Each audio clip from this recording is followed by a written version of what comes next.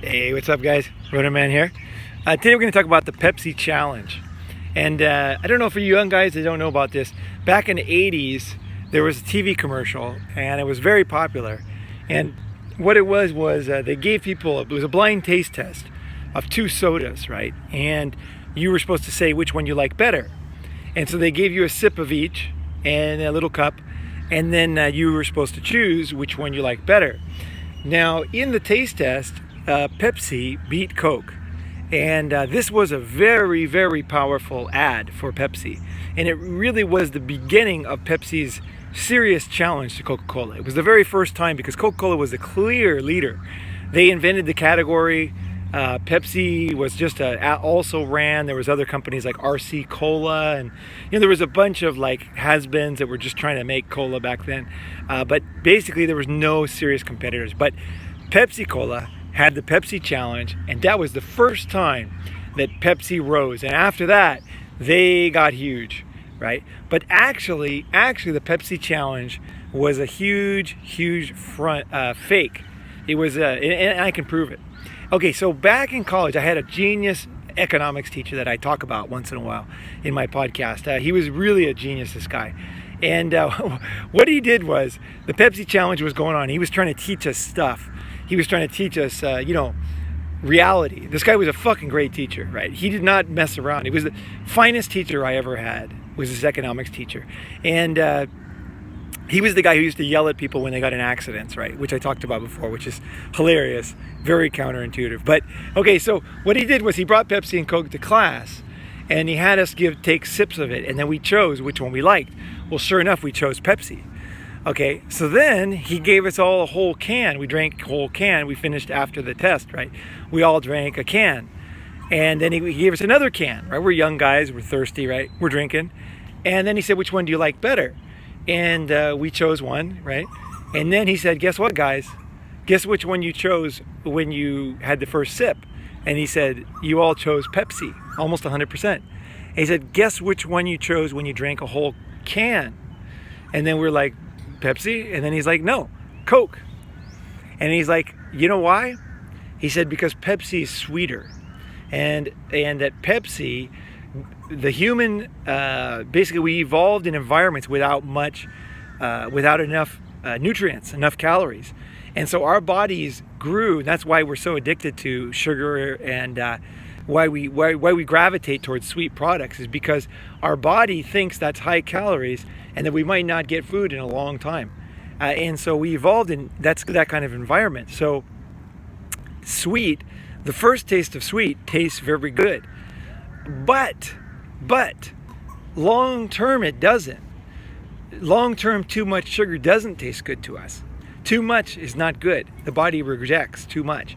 And so a can of Coke tastes better than a can of Pepsi. So this is what Coca-Cola, my teacher was smarter than the Coca-Cola company, because if Coca-Cola would have done this test, it would have been the most hilarious commercial in the 80s. If they had the Pepsi challenge and they're high on their hog, it was running all the time, and everybody was switching over to Pepsi, and then the Pepsi challenge, the Coke challenge came out, and they gave them a whole Coke, and then they said, which one do you like better? And then everybody picks Coke, and it would have been just destroyed Pepsi, because they would have looked like such idiots. Because one, they didn't know this, obviously, and then two, it would have made Pepsi look like something that's like bad for you. Like to have a lot of it is bad for you, right? But a lot of Coke is good for you, right? Which is not true. I mean, Coca-Cola obviously is another sugar drink, but it's not as sweet as Pepsi, right? So my economics teacher was actually smarter than the marketing team at Pepsi.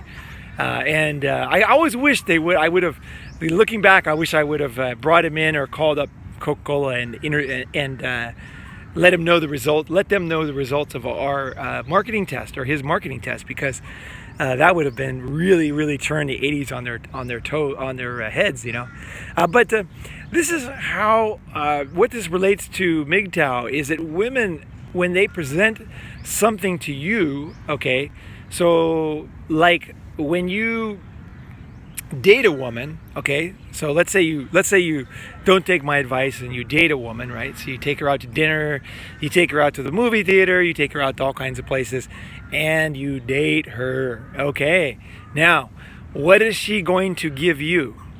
Is she going to tell you about her problems? Is she going to tell you about how in high school this happened and that happened and things that make her look bad? Is she going to talk about how her ex-boyfriend found out that she was cheating or anything negative about her? Hell no. Hell no. She's going to give you the Pepsi sugar is what she's going to give you. She's going to, short term, you're going to think, man, this girl is so awesome, you know? And then but the thing is, she's asking you for a long-term commitment, but she's offering you a short-term sales pitch, right? And that's kind of how it is. It's kind of like if you were signing up for a product or a salesman was presenting something to you, but when you bought it, you could never buy anything else. Like this was like the end. You could only buy this one product. If you bought this product, it drives out all other products and the option to buy other products without losing massive amount of money, right? That's essentially what she's selling you. She's not going to tell you the truth about herself. She's not going to tell you the truth about divorce. She's not going to tell you what she thinks. No way. She's going to pitch you the sugar. And can you blame her? Honestly, can you blame her? Would you, if you were a woman, would you do any different? Would you sabotage your chance of getting married just to tell somebody what you thought about marriage and your parents were divorced and you might get divorced and, you know, your friend is divorced? I mean, you're gonna even like bring this stuff up? You know, are you gonna play a tape of the last breakup you had with your boyfriend where you're screaming at him and you got caught cheating? And I mean, really, are you gonna show your boyfriend like your credit card receipts where you overspent and had to declare bankruptcy because you just couldn't control your spending? Are you gonna do that? Like, no way. Now, guys, don't get me wrong. Guys are on their best behavior when they're dating, but the reason why it's very, very different. It's very, very different. And guys are often portrayed as somehow kind of monsters or whatever. But think about this. Guys are basically giving a short-term sales pitch for a short-term deal. So what guys want, is to have sex with the girl. And that's going to be over in one night, right? That's the pitch they're making. They're making a pitch that, I'm worth sleeping with, basically, right? That's what they're making the pitch for. Now, a woman is totally different. She is basically saying, like, I'm worth half your income and the rest of your life, right? So she's making a completely different pitch. So that's why, although you do have both sides not being completely honest about their faults, there's very, very different things they want. So, like, let's say that let's say you met two thieves, right? And one thief is trying to get you to buy their, I don't know, let's say face cream. And it's some kind of suntan lotion or something. But it's not the best face cream. It's not waterproof, blah, blah, blah. And you're going to pay $8 for it. And then they're kind of exaggerating it and blah, blah, blah. Okay, now, another person is trying to get you to buy their financial services product that will basically bankrupt you. It's a deceitful product. You're not going to make any money. You're going to lose your money. And now, which person is more evil, right? It depends, right? It depends on what they're selling, right? If somebody's selling something that's going to ruin your life, that's a very different thing than someone who's selling something that is just going to cost you a few bucks and you're going to buy another kind of lotion next time because you're going to say, well, this didn't work very well. I got a sunburn with that one, so I'll go buy another one, right? So it depends on what you ask people to how evil it is. Even if it's kind of the same thing, even if both guys are lying, like the guy's lying, like, this is not going to burn you. You're not going to get a sunburn. And that's the very reason why we have a criminal justice system. The reason why is because we, in Japan, in the old days, they only had one penalty, and that was death. That was the only penalty Japan had in the old days. I can't remember if it was before the Edo period or which period it was, but in Japan's history, there was no criminal justice. There was only death penalty and then nothing else. And so at that time, obviously, if you were convicted, it was really serious, right? So they're going to let you go on the small stuff, right? So the big stuff and the small stuff are very different. And naturally, penalties are very different also, right? So I'm not saying that women are inherently bad. I'm saying that what they're selling you is inherently bad for you. That's all. It's a long-term contract that's no good for you. That's all. And so you don't want to, and so someone trying to sell you a long-term contract that's not good for you, you naturally will tend to look at them as evil, because this is not good for you, and it's really not good for you. Like, it's really bad for you. Like, it'll ruin your financial health. You lose your freedom. You lose, as we can see with so many people now, they lose their place in society. Male suicides going through the roof because of divorce. Guys living in their cars. Guys with no hope. Guys, like I said, guys committing suicide, right? So it just depends on the result.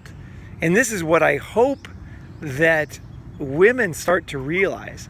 I really hope that women start to realize what's going on, is that what is happening with men.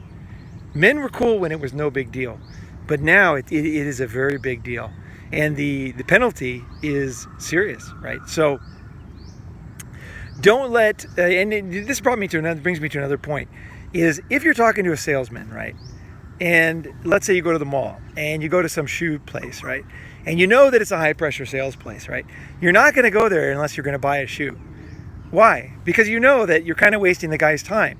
I mean, you might not like salesmen, but at the same time, you feel a little bit bad for them. You know that they're trying to make a buck, and they're trying to work, and they're trying to do their thing, right? So you don't want to go in there just deliberately and waste their time, and then they don't make any sales, right? If you're not going to buy any shoes, right? And also, it's just upsetting to have a salesman pitch you endlessly when you're not going to buy anything. What's the point, right? So you would only go in there if you're thinking, I might buy a pair of shoes today, and then you walk into that high pressure place, right? Well, that's very similar to dating a woman, really, because a woman a single woman is going to make a pitch to marry you eventually, if you are a good guy. I mean, if you're not a good guy, then that's another thing. But if you're a good guy, then she's going to make a pitch on you eventually, right? So the thing is like, how much of her time do you want to waste, right? Just like the salesman in the mall, like, you have responsibility too, right? The guy in the mall has to pay his bills and stuff, right? You might not like the guy, but you're still like, hey man, we all got to pay our bills, right? So that's what I would say to you, is like, one of the main reasons why you don't want to date is because in the end, and especially if she's nice, let's say she's a very nice girl and she's not going to pitch you hard, well, then you're just going to waste her youth. You know what I mean? Like, she wants to get married. Maybe she's going to be a bad salesperson, and she's going to make a bad pitch, and she's going to be like clumsy at making the offer. Well, but that's not something you really are excited about taking advantage of. You'd rather have a better plan where you're getting what you want and other people around you are happy and getting what they want, right? So avoid dating. It's just a long-term sales pitch. And the sales pitch, the close is coming. The close is always coming. And to the rare people who are actually dating people because they like them, you know what I mean? They actually want to be around them, and they're not trying to get married. They're not trying to get some long-term benefit. They're just basically enjoy the other person's company. To somebody like that, I say all the better.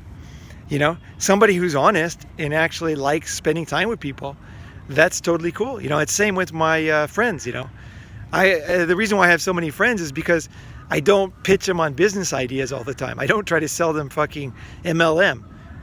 Like, my friends are my friends. They know that I'm just hanging out with them because I like them. I want to be with them. And that's the only reason why you should want to be with anybody, is because you like them and you want to be with them. And don't let other people be around you and you think that it's because they like you, but actually they're making that big sales pitch in the future. You don't need that. And you also don't want that, and you don't want to do it to them either, because maybe they're just shitty saleswomen, and they're just going to waste a lot of their own time, and then they're going to be super regretful.